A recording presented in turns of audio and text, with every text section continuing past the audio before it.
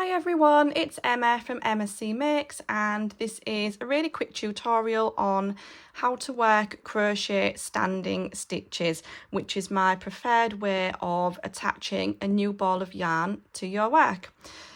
Please note that I am in the UK and therefore I use UK based crochet terminology. Have a look in the description box for more information if you need it. So I've got some circles here that I'm going to use for demonstration purposes, but you can also use this technique when you're working flat back and forth in rows as well. So what I'll most often see people doing if they want to attach a new ball of yarn is they will somehow knot the new yarn onto their work. So for example, what they might do is use a slip stitch to attach the yarn and then chain to get to the correct height before working the rest of the stitches. And that's what I've done in this example here. So as you can see, we've got the knot here where it's attached, which isn't the neatest, and sometimes when you come back round it can be a little bit tricky to tell where exactly you're slip stitching into to finish the round off.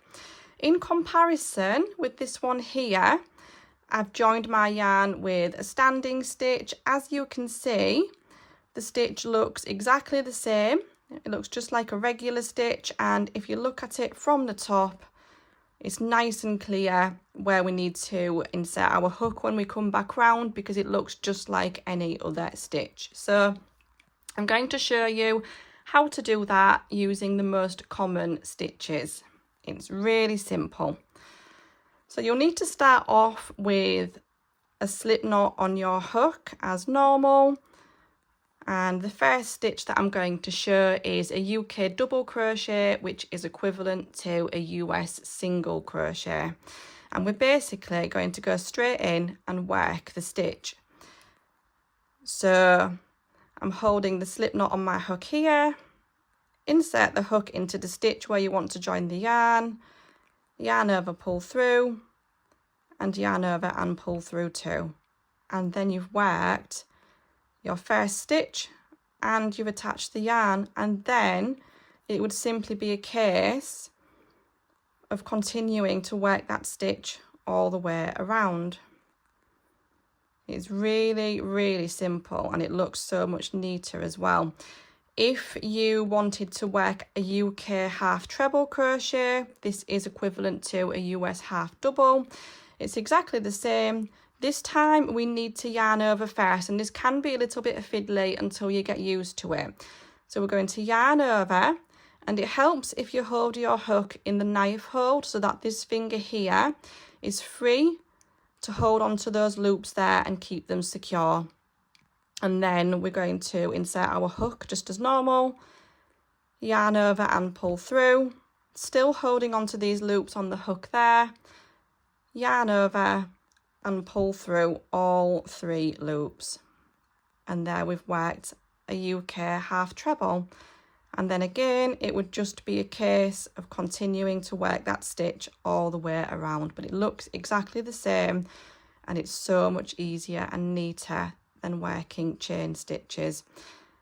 I'm going to show you how to do a UK treble, which is a US double. Again, just like before, we yarn over. We use this finger to hold on to the loops there to keep them nice and secure. We insert our hook, yarn over and pull through, yarn over and pull through too. I'm still holding on to the loops there, yarn over and pull through too. And there we've worked a treble crochet. And again, it would just be a case of continuing to work our way around. So I hope that you found that tutorial helpful. Just one quick point I wanted to make. I would only use this if I was attaching a new ball of wool. So if you were, for example, if I finished off this round and then I wanted to continue in the same colour, I would join with a slip stitch and then chain as normal. I would only use this technique when I'm joining a new ball of wool. Otherwise, there's no benefit to it because you're just giving yourself extra work with extra ends to sew in. But I hope you found that tutorial helpful. I'll be really grateful if you would like and subscribe if so, and I'll see you in the next video. Bye everyone.